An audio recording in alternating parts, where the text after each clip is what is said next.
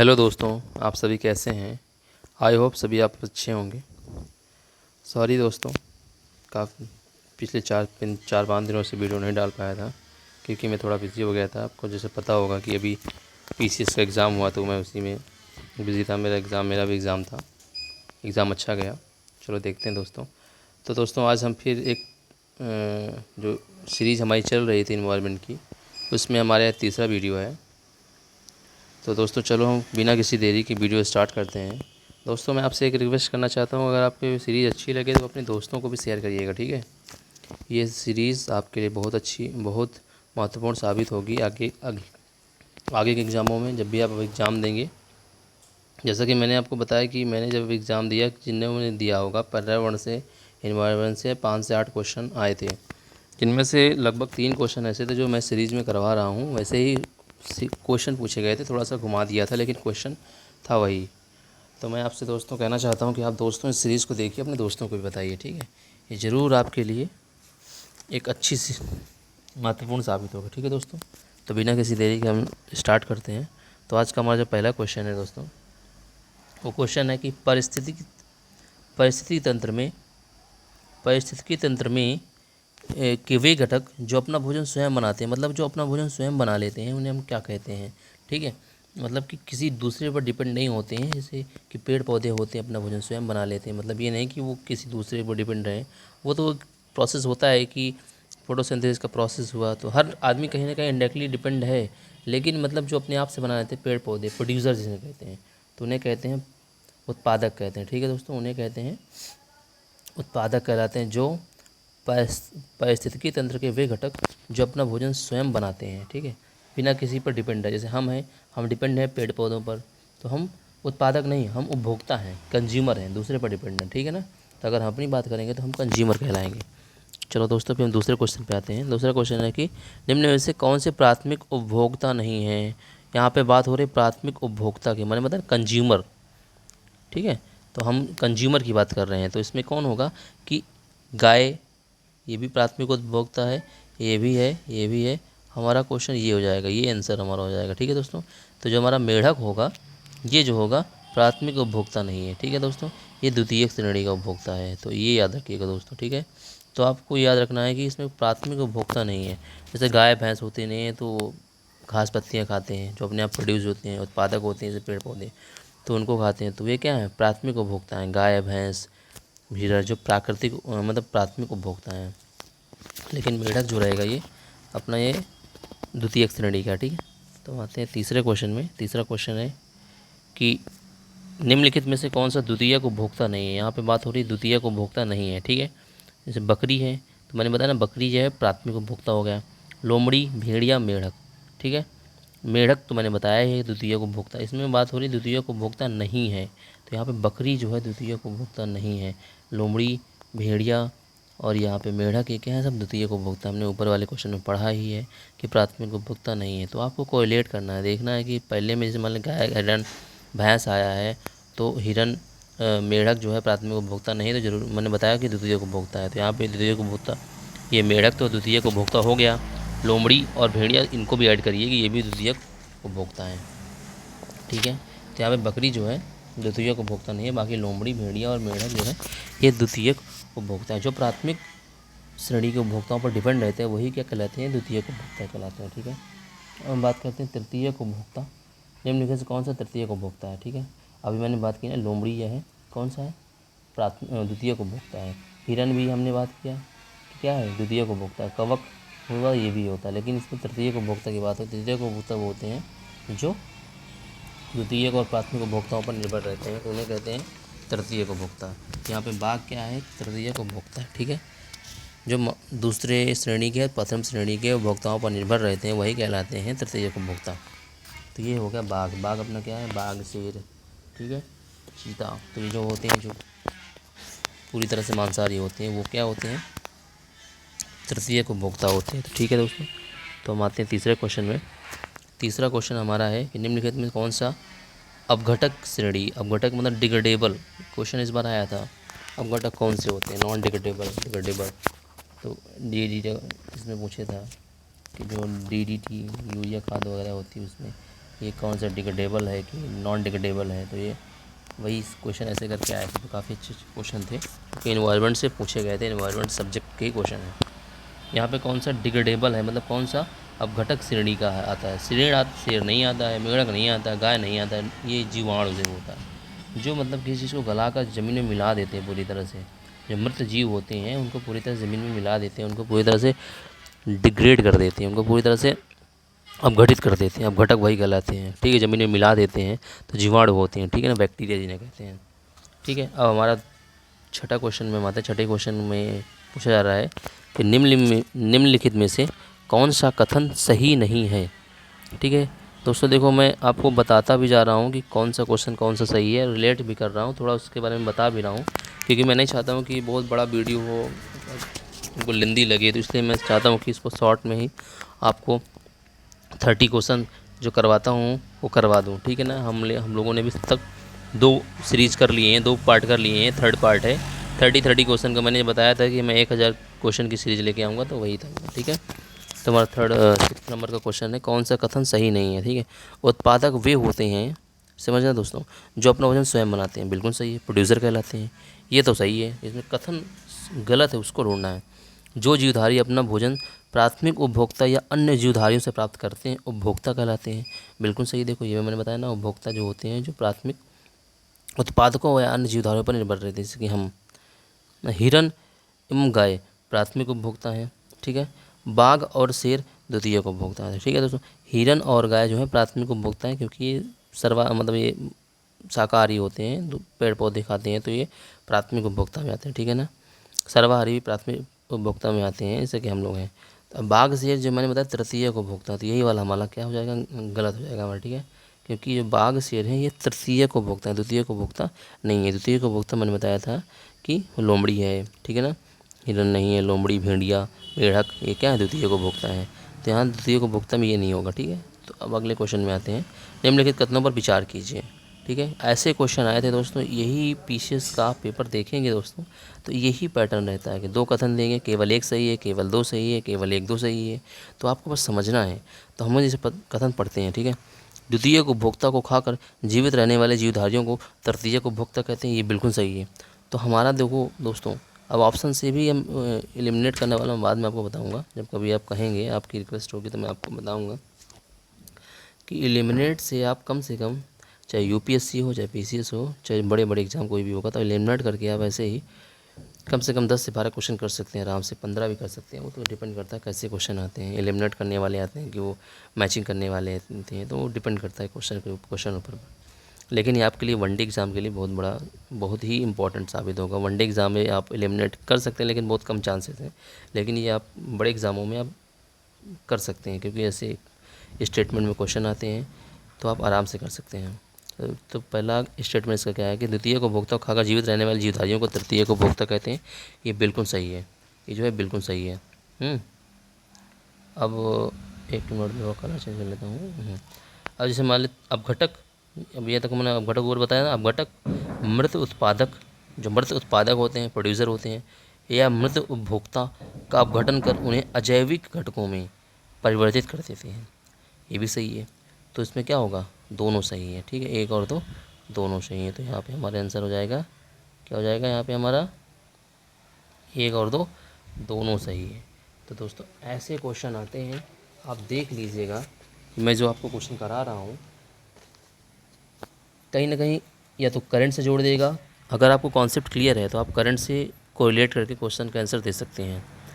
अब मैं आशा करता हूँ कि आपको ये वीडियो अच्छा लगेगा, अपने दोस्तों को भी आप शेयर करेंगे। ठीक है, अपने दोस्तों को भी शेयर करिएगा ताकि उनके लिए भी थोड़ा हेल्प हो जाए। दोस्तों आप थोड़ा लाइक कर दिया करिए वीडियो को, कमेंट करिए, मत शेयर करिए अपने दोस्तों को, ऐसे कोई मोटिवेशन नहीं मिलता है ना। ठीक है दोस्तों, अब 8वें क्वेश्चन की बात करता हूँ मैं। किसी विशिष्ट पारिस्थितिकी तंत्र के अंतर्गत विभिन्न जीवधारियों के मध्य जो संबंधों को सुनिश्चित करने का क्रम क्या कहलाता है। ठीक है दोस्तों, तो आप समझिए जो एक संबंध होता है वो क्या कहलाता है, तो वो क्या कहलाता है, फूड चेन होती है। जबकि विशिष्ट पारिस्थितिकी तंत्र के अंतर्गत विभिन्न जो जीवधारी होते हैं उनके मध्य जो संबंधों को सुनिश्चित करने का जो क्रम कहलाता है वो क्या कहलाता है, खाद्य श्रृंखला कहलाता है, फूड चेन। एक जीवधारी दूसरे जीवधारी की जो मध्य संबंध होता है वो क्या कहलाएगा, खाद्य श्रृंखला कहलाता है। ठीक है, तो ये हमारा 8वें का क्वेश्चन हो गया।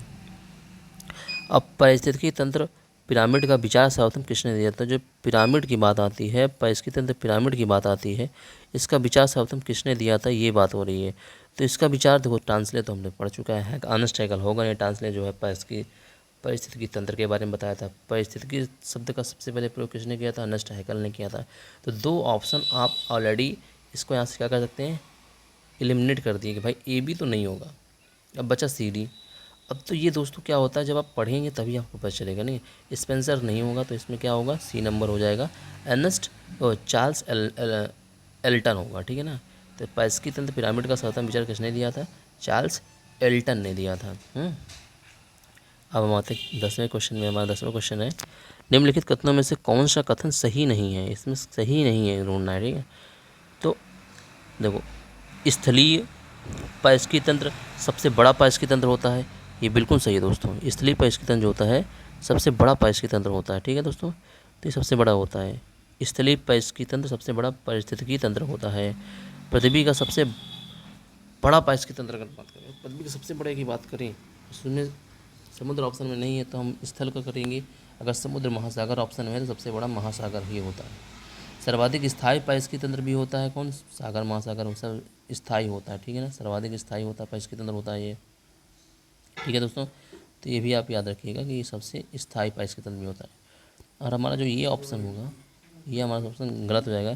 खाद्य जाल में ऊर्जा का प्रवाह बहुदिशीय होता है, तो ये क्वेश्चन जो हो जाएगा ना, ये दोस्तों जो हो जाएगा अपना क्वेश्चन, ये जो हो जाएगा ये अपना गलत हो जाएगा। ठीक है दोस्तों, ये होता है खाद्य जाल में ऊर्जा का प्रवाह जो होता है दोस्तों, ये होता है बहुदिशीय होता है। ठीक है, तो ये आप याद रखिएगा। ठीक है दोस्तों, 1 मिनट थोड़ा सा प्रॉब्लम आ गई है एक, हाँ, तो ये याद रखिएगा। तो खाद्य जाल में ऊर्जा का प्रवाह बहुदिशीय नहीं होता, एक ही दिशा में होता है। खाद्य जाल में ऊर्जा का प्रवाह जो होता है एक ही दिशा में होता है। तो हमारा क्वेश्चन का आंसर कथन जो नहीं है सही है वो है डी नंबर। अब हमारा 11वां क्वेश्चन है, निम्नलिखित कथनों में से कौन सा सही है। तो पारिस्थितिकी पिरामिड का आधार भाग सदैव उत्पादकों की संख्या बताता है, ये क्वेश्चन ये भी सही हो जाएगा। ठीक है ना।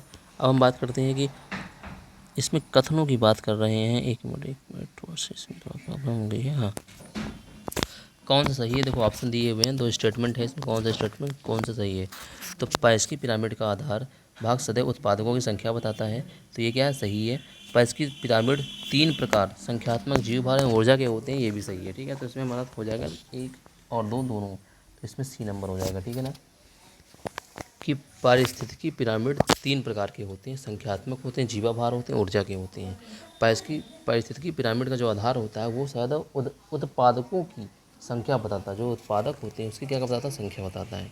तो ये भी ऑप्शन सही हो जाएगा। अब हम बात करते हैं 12वें क्वेश्चन की, किस पिरामिड से पारिस्थितिकी तंत्र के प्राथमिक उत्पादकों तथा विभिन्न श्रेणी के उत्पादकों की संख्या के संबंध के विषय में बोध होता है। तो यहाँ पे बात की जा रही है प्राथमिक उत्पादकों तथा विभिन्न श्रेणी के उत्पादकों उपभोक्ताओं की संख्या। तो यहाँ पे जीवाभार पिरामिड नहीं होगा, ऊर्जा पिरामिड नहीं होगा, उपयुक्त में से कोई नहीं, ये भी नहीं होगा। यहाँ पे संख्या की बात हो रही है, यहाँ पॉइंट में संख्या, तो यहाँ पे संख्यात्मक पिरामिड, बस आपको पॉइंट पकड़ना है और हो जाएगा। संख्यात्मक, मैंने बताया पिरामिड 3 प्रकार के होते हैं, ये बताया ना, पिरामिड 3 प्रकार के होते हैं, संख्यात्मक, जीवाभार, ऊर्जा। यहाँ पे संख्या की बात हो रही है तो यहाँ पे क्या हो जाएगा, संख्यात्मक पिरामिड हो जाएगा। ठीक है। अब 13वां क्वेश्चन है, देखिए सब एक दूसरे से क्वेश्चन रिलेटेड हैं, एक दूसरे से क्रमानुसार रखे हुए हैं, ये नहीं कि आगे पीछे क्वेश्चन हो। अब यहाँ पे हम पिरामिड की बात कर रहे हैं तो यहाँ पे पिरामिड के ही क्वेश्चन आएंगे। देखिए, किस पिरामिड में पारिस्थितिकी तंत्र के प्राथमिक उत्पादकों तथा विभिन्न श्रेणी के उपभोक्ता के भार की बात हो रही है यहाँ पे। तो भार शब्द जहाँ पे आ जाएगा तो वहाँ पे जीवा भार पिरामिड हो जाएगा, ना तो ये होगा, ना ही ऊर्जा पिरामिड होगा, ना संख्यात्मक पिरामिड होगा। ठीक है। अब बात हो रही है इसके बाद तीसरा क्वेश्चन है, कौन सा पिरामिड पारिस्थितिकी तंत्र के विभिन्न पोषण स्तर के जीवधारियों तथा प्रयोग में लाई गई कुल संचित ऊर्जा की बात हो रही है, तो यहाँ पे क्या हो जाएगा, ऊर्जा पिरामिड हो जाएगा। बस क्वेश्चन को समझना है और कर देना है, उसमें एक पॉइंट पकड़ना कि कौन सा क्वेश्चन किसका आंसर कहाँ से होगा। ठीक है, तो ये आपको याद रखना। ठीक है। अब यहाँ 15वें क्वेश्चन की बात करता हूँ मैं, निम्नलिखित में कौन सा कथन सही नहीं है। तो इसमें कथन सही नहीं है तो आप पढ़िए, घास स्थलीय और फसल स्थलीय पारिस्थितिकी तंत्र के संख्यात्मक पिरामिड सीधे बनते हैं तो ये आपको बात ध्यान रखना है, ठीक है दोस्तों। तो ये आपका क्या हो जाएगा, बिल्कुल सही हो जाएगा। घास स्थली फसल स्थली जो होते हैं उनके पारिस्थितिकी तंत्र के जो पिरामिड होते हैं सीधे बनते हैं। वन और घास के पारिस्थितिकी तंत्र के पिरामिड सीधे बनते हैं, ये भी सही है, ये भी सही है, ये भी सही है, ठीक है दोस्तों। तो ये दोनों सही हो गए। 1 मिनट में कलर थोड़ा चेंज करता हूँ। और यहाँ पे एक पेड़ के पारिस्थितिकी तंत्र का संख्यात्मक पिरामिड उल्टा बनता है, ये भी सही है, ठीक है। तो हमारा यहाँ पे गलत क्या हो जाएगा, तालाब के पारिस्थितिकी तंत्र का जीवाभार सीधा बनता नहीं, उल्टा बनता है। तो हमारा क्वेश्चन का जो आंसर हो जाएगा वो हो जाएगा ये हो जाएगा, ठीक है दोस्तों। तो ये अपना क्वेश्चन क्या हो जाएगा, आंसर हो जाएगा तालाब के पारिस्थितिकी तंत्र का जीवाभार पिरामिड सीधा बनेगा, ये गलत है। इसका जीवाभार पिरामिड कैसा बनेगा, उल्टा बनेगा। तो यहाँ पे हमें गलत बताना था, हम गलत बता दिए। पारिस्थितिकी निकेत शब्द का प्रयोग किसने किया था, ये क्वेश्चन इस बार आया था। आप दोस्तों देखिए जाकर पारिस्थितिकी निकेत शब्द का प्रयोग आया था, आप इस बार देखेंगे जाके तो आपको पता चलेगा कि पारिस्थितिकी निकेत शब्द का प्रयोग सबसे पहले किसने किया था। तो ये आप, हाँ तो दोस्तों मैं आपको बताना चाहता हूँ कि ये जो पारिस्थितिकी निकेत शब्द का प्रयोग जो है किसने किया था, ठीक है ना। तो टांसले नहीं होगा, अर्नेस्ट हैकल नहीं होगा, एल्टन मैंने पढ़ ही लिया भी नहीं। तो यहाँ पे कौन सा ऑप्शन हो जाएगा, तो आपको क्वेश्चन पकड़ना है, ठीक है। यहाँ पे तो मैंने टांसले नहीं होगा, हैकल नहीं, अर्नेस्ट हैकल नहीं होगा, टांसले नहीं होगा, एल्टन नहीं होगा, मैं पढ़ चुके हैं।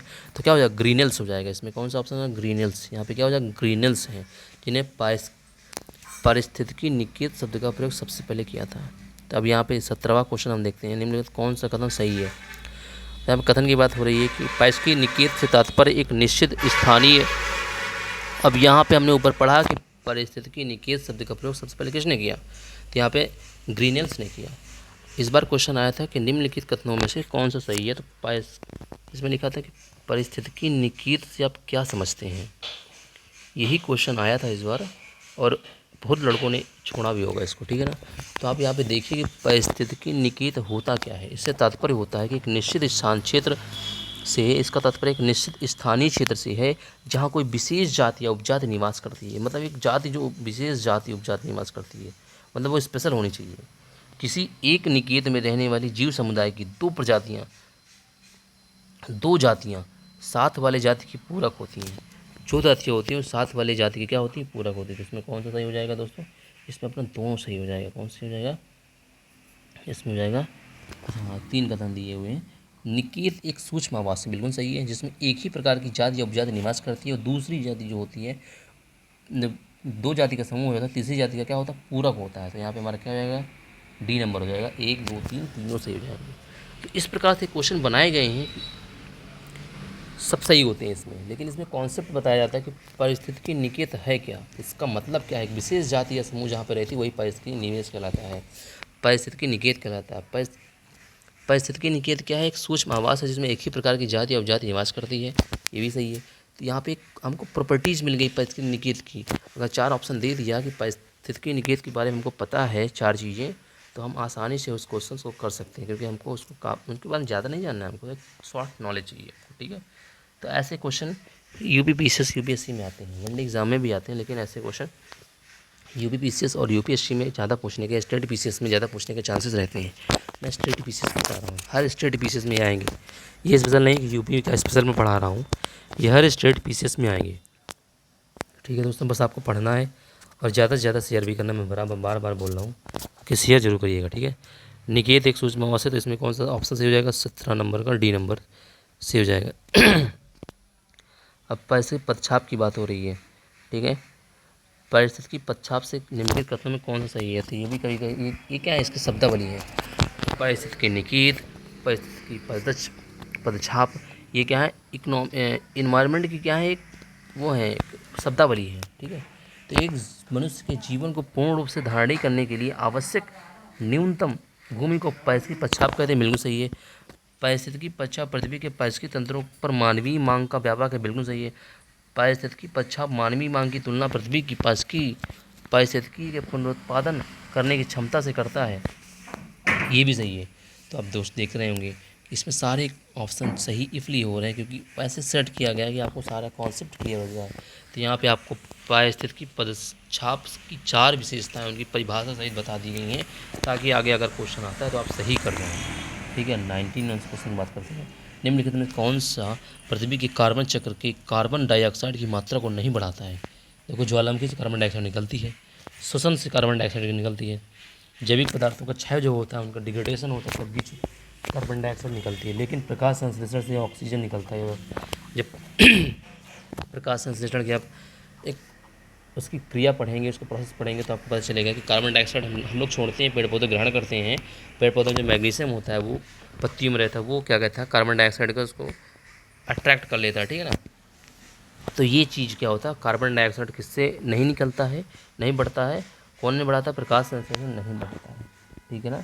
तो एक बात ये फैक्टर माना जाता है कि कार्बन डाइऑक्साइड ग्लोबल वार्मिंग का बहुत बड़ा कारक है। इस बार आया था कि जो ग्रीन हाउस गैसेज होती हैं, ठीक है दोस्तों, मैं आपको बताना चाहता हूँ ग्रीन हाउस गैसेज कौन कौन से होते हैं। एक बार रुक जाइए दोस्तों, मैं बताना चाहता हूँ।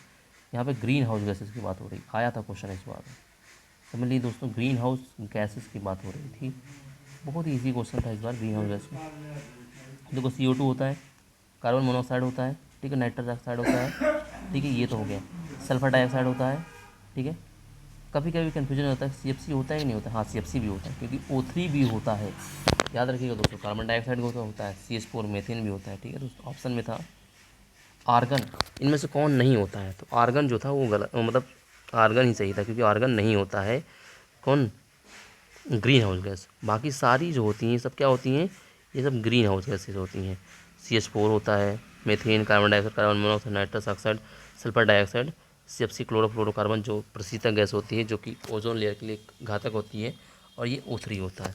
ये सभी क्या होती है, ग्रीन हाउस गैसेज होती है। मैं एक दोस्तों एक बात और आपको बताना चाहता हूँ, बहुत इंपॉर्टेंट है दोस्तों, इसको आप नोट कर लीजिएगा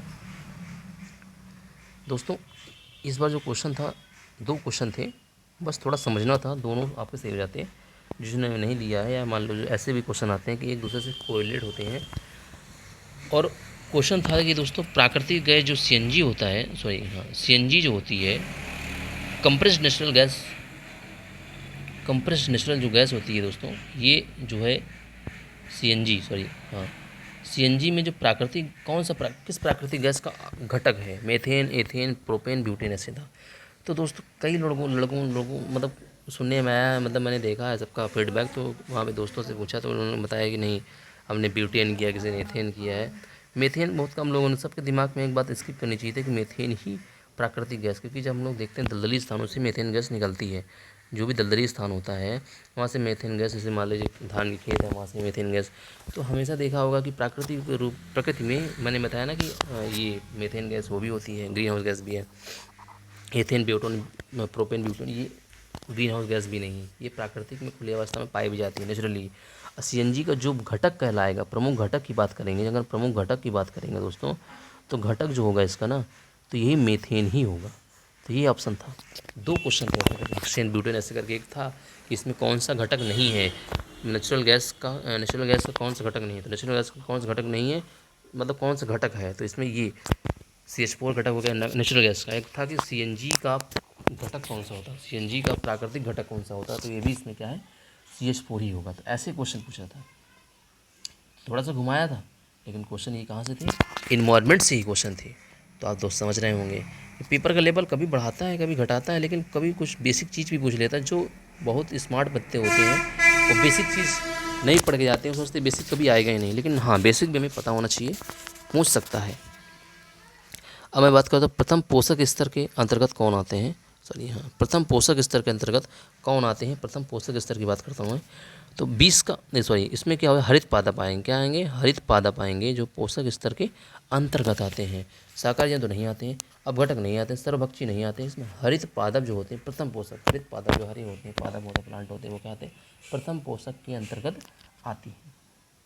थोड़ा कुछ वीडियो बड़ा हो जाएगा दोस्तों, लेकिन आप इसको देखिएगा, इसमें इंपॉर्टेंट चीज़ें मैंने काफ़ी ऐड की है, मैंने बताया है, एक अच्छा फीडबैक शेयर किया है। इसमें जो अच्छे से पढ़ने वाला होता था, अगर PCS का एग्जाम दिया होगा था, उसमें कम से कम 90+ क्वेश्चन करने की उम्मीद थी, तो कर सकता था, ठीक है। क्या है, प्रथम पोषक स्तर के अंतर्गत कौन आते हैं, तो हरित पादप आते हैं, ठीक है। तो 20 का भी हो जाएगा इसमें।